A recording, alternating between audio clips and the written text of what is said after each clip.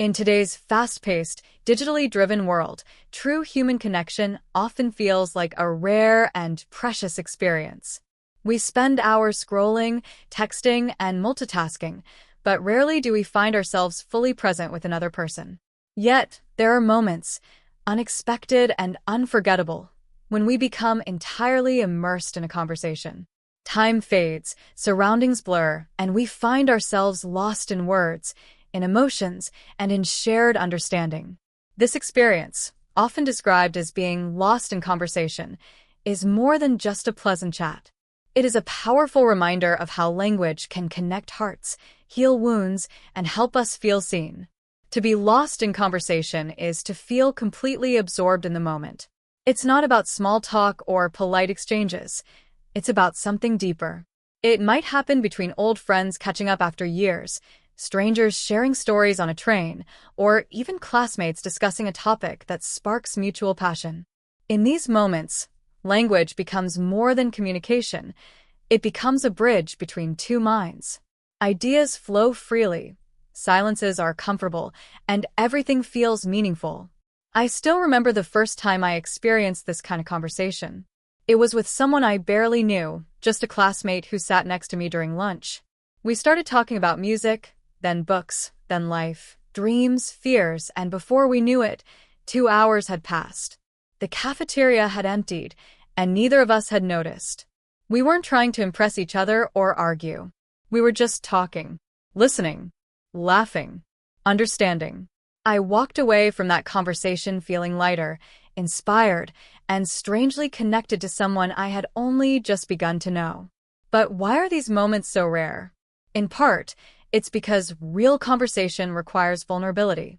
To be truly lost in it, we must be willing to open up, to listen deeply, and to respond honestly. Many people fear judgment, or they feel too distracted to give someone their full attention. Others are more comfortable staying on the surface of topics rather than diving into emotions, beliefs, or personal stories. Yet, when we do allow ourselves to be vulnerable, conversation can become transformative. Being lost in conversation also teaches us the value of listening, really listening. So often we listen to reply, not to understand. We think of what we'll say next instead of focusing on what the other person is expressing. But in a meaningful conversation, the listener is just as important as the speaker. Good listeners create space for others to be honest. They make people feel heard, validated, and important. In return, they are given trust, insight, and sometimes a glimpse into someone else's world. This type of connection has benefits far beyond emotional warmth. For those learning a language, being lost in conversation can be a powerful tool. Immersive speaking and listening help build fluency in ways that textbooks and apps cannot. Real conversations bring language to life. They include emotion, body language, slang, tone, and rhythm. For English learners, a deep, engaging conversation not only strengthens vocabulary and comprehension but also builds confidence and cultural understanding. However, being lost in conversation is not always comfortable. Sometimes, deep conversations reveal differences in opinions, values, or experiences.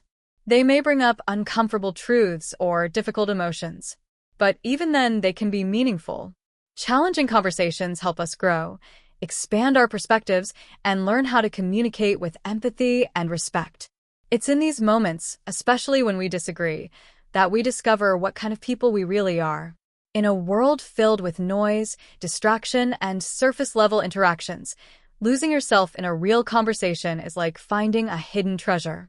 It reminds us of our humanity, our shared experiences, and our need to connect.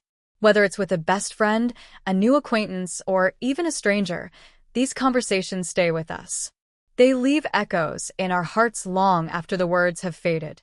In conclusion, being lost in conversation is not about getting lost at all.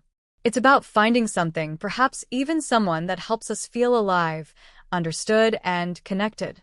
It is in these rare but powerful moments that we remember the magic of language, the art of listening, and the beauty of human connection.